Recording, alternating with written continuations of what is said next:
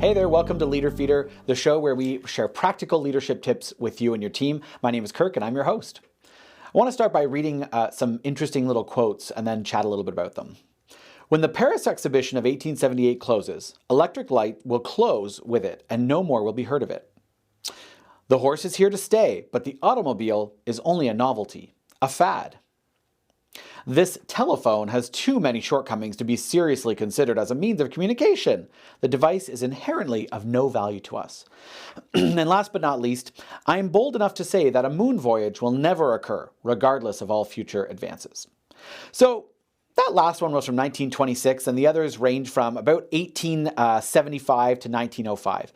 And probably the theme you're noticing there, especially as we just sent the first human beings to the dark side or the other side of the moon, is that we have a habit of making predictions about things that will never happen or changes that will never come. And of course, those changes do eventually come. We absolutely replaced the horse with the automobile. We definitely made it to the moon, and electric light is everywhere. We don't go lighting oil lamps very often. And so what does that tell us about change and how humans interact with change? Well, it tells us that in a lot of cases, we actually don't adapt well to change, and we tend to look at new technologies, new ideas, and new ways of doing things with a little bit of disdain or a little bit of pessimism. We tend to think that the way we currently do things is the way that we're likely going to continue to do them.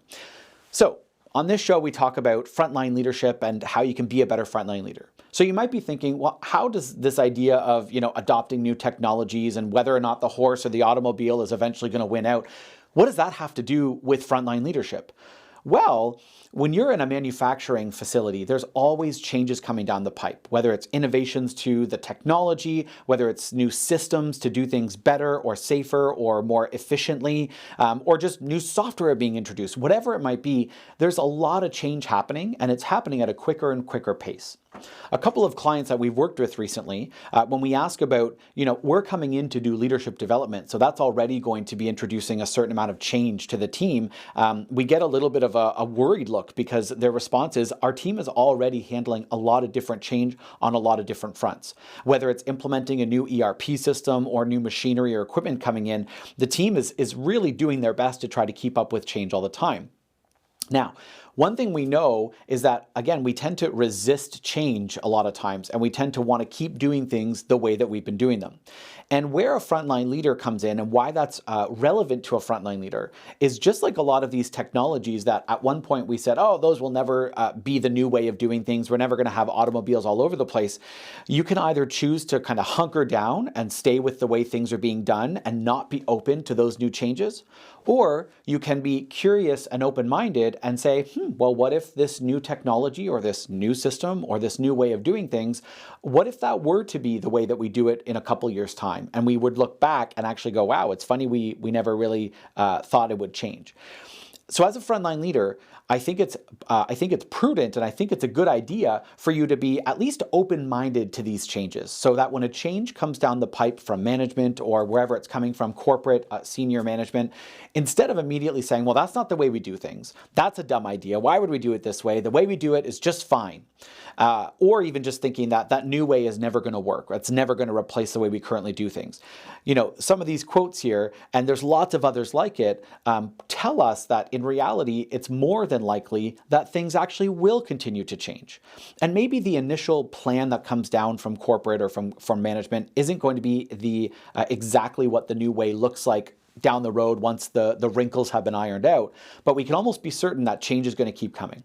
So as a frontline leader, one of the things that you can do is just simply being open-minded to the change rather than pessimistic or negative or closed to the change. That already is a tip that you can take with you. Just being open-minded and asking yourself, if this change were to actually come and take place and sort of be the new way we do things, what good could come of it? Right? What would that look like? And automatically, you're going to have a more open-minded, maybe not automatically, but eventually you'll have a more open-minded mentality toward those changes. Now, why does that matter? Well, your team is looking to you to set the example, right? As the team lead or as the supervisor, they're looking to you for how they should respond to these changes in some cases. So if you come to the table pessimistic and cynical or skeptical about these changes and really negative about it, then they're going to think that's sort of what they're supposed to do. And when we know that a lot of changes that come down the pipe, they're not really ours to reject. They're ours to make sure they get implemented. And mentality or attitude about the change is a big part of whether or how easily that change gets implemented on our team. So as the leader, if you take the right approach of being open-minded and curious, your team is more likely to think that way as well. And then in doing so, you're making the change easier to roll out onto your team. And the other part about that, if you're more positive about it and they become more positive about it, you start to become kind of curious and a bit experimental, saying, well, maybe the exact way that this is being handed down to us isn't exactly going to work, but hey, what if it could be tweaked a little bit and work this way? One of the things we know about most change initiatives, whether it's in government and manufacturing and in almost any industry in almost any country, is that the final change or the final way it comes through looks very seldom little like what the initial plan was. So we see lots of changes happening, whether it's cost overruns or delays or just other obstacles that come up that change the path of what it looks like, the final product that is. And so knowing that, if we are open-minded and we're sort of having an experimental mindset, we're not necessarily saying, oh, this plan in its current sort of iteration is not going to work and therefore the whole thing is doomed to fail. Instead, we look at it and say, well, some of this will probably work. Some of it's kind of solid, but there's a few parts that don't really make sense that we're going to have to tweak and work out. And then you go about figuring out, how to make it fit a little bit better. And that's where you get a good feedback loop. And that's really what the experimentation mindset is all about. Try something, see what works, tweak what doesn't work until it fits better.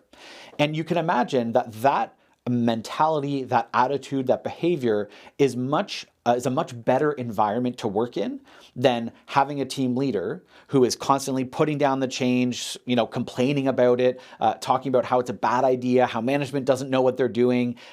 That creates a really sort of negative, toxic environment for the team to work in. And people don't want to work in that, right? People can put up with toxicity and sort of negativity for sometimes a really, really long time, unfortunately, but they don't ultimately want to be in that. You want to be in a more positive working environment. So being open-minded, experimental is really going to help you get there. So next time a change is coming down the pipe and you're thinking to yourself, oh gosh, another thing they want to change. Oh, this thing isn't, your initial reaction might be to say, oh, this thing isn't going to work, or why are we changing something? I want you to just take a second to think about what they said about the horse and what they said about, oil lamps, or what they said about electricity, or what they said about the telephone. It's not to say that every single change is inevitable, but in a lot of cases, those changes are coming and we get to choose how we respond to the change. So I just want you to be thinking about how can I be more open-minded and curious about change as it comes down the pipe rather than skeptical or negative. And it's going to create a better experience both for you and for the members of your team. So there's my tip for today. I hope you enjoyed that. And as always, if you're thinking about change management on your team and you're wondering, how could we learn more about this? How could we get my teams to be less resistant to change and buy in better? Or maybe any other learning development topics you're thinking about, you can certainly visit our website at uniquedevelopment.com. Reach out to us. We'd love to hear from you and chat about how we can help your organization's leaders.